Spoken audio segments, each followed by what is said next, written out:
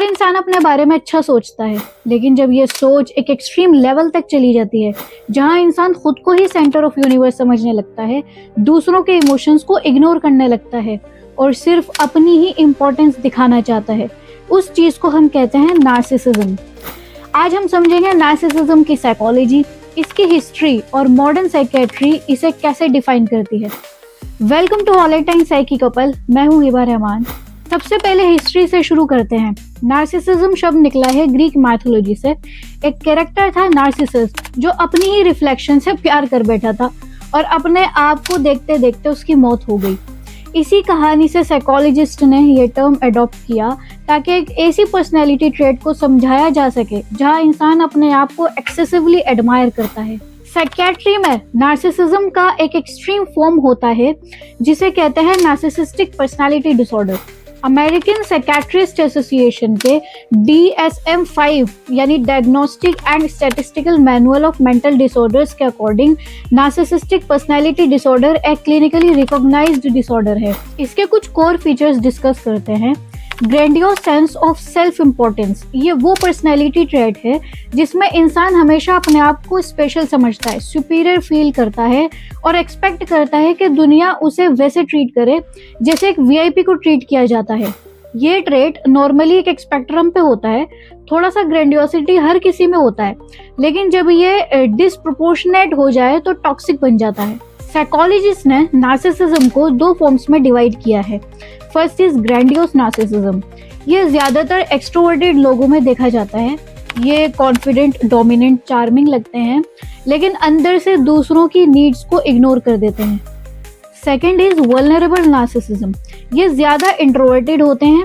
ये लोग insecure feel करते हैं, क्रिटिसिज्म को टॉलरेट नहीं करते और हमेशा इन्हें लगता है कि बाकी के लोग इन्हें अंडर एस्टिमेट कर रहे हैं। क्या आपने गौर करा, दोनों फॉर्म्स के बीच एक कॉमन पॉइंट है, सेल्फ फोकस और एम्पैथी की कमी। रिसर्च स्टडीज कहती हैं कि नार्सिसिस्टिक ट्रेट्स एडोलेसेंस में ज्यादा विजिबल होते हैं क्योंकि उस एज पे आइडेंटिटी फॉर्म हो रही होती है, लेकिन टाइम के साथ ये ट्रेट्स मैच्योर होते हैं। कुछ स्टडीज ने यह भी दिखाया है कि नॉर्मल लाइफ चैलेंजेस जैसे करियर स्ट्रगल्स और रिलेशनशिप्स नार्सिसिस्टिक ट्रेट्स को नेचुरली लोअर कर देता है। लेकिन अगर नार्सिसिज्म पर्सनैलिटी डेवलप हो जाए तो प्रोफेशनल थेरेपी की जरूरत पड़ सकती है, स्पेशली साइकोथेरेपी और कॉग्निटिव बिहेवियरल अप्रोच।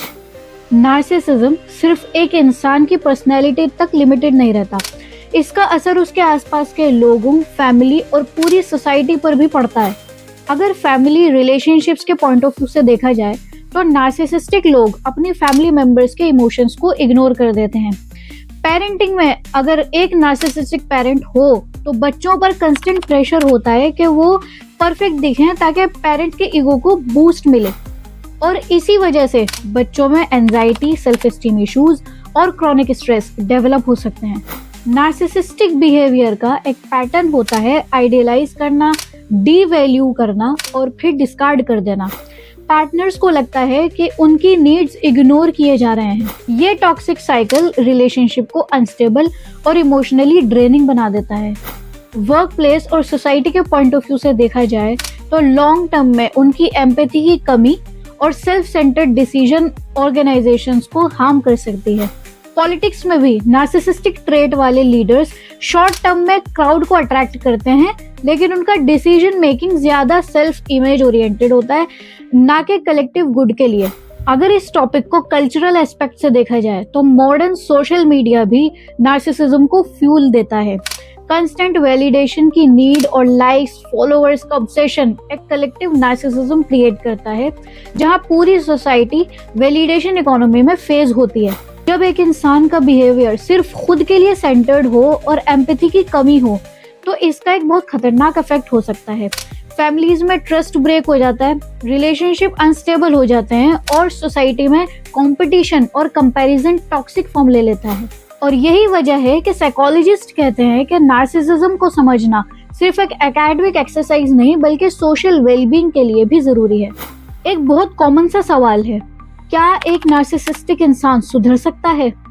तो जवाब है हाँ, लेकिन आसान नहीं है। नार्सिसिज्म एक डीपली रूटेड पर्सनैलिटी पैटर्न है और अक्सर नार्सिसिस्टिक लोग एक्सेप्ट ही नहीं करते कि उनमें प्रॉब्लम्स हैं।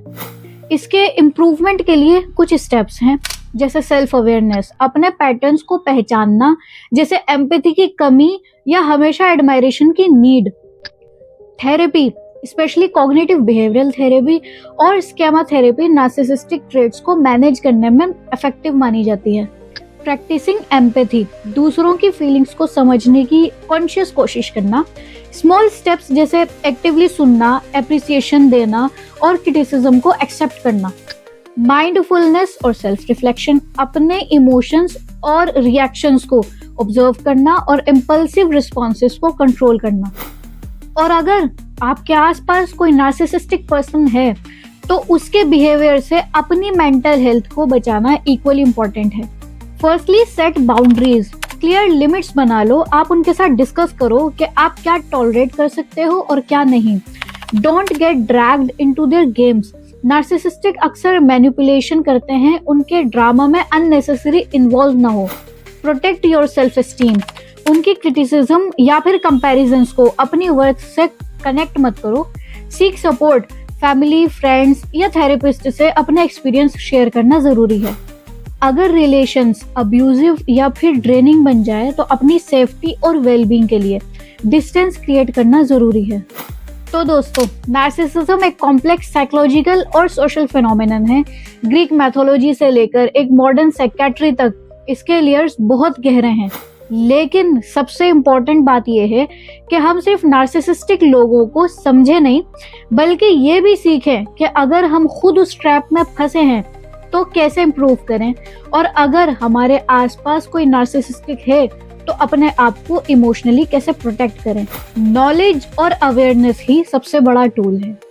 सो सब्सक्राइब करिए ऑलेंटाइन साइकी कवल को, जहां हम बात करते हैं दिल और दिमाग की एक साथ।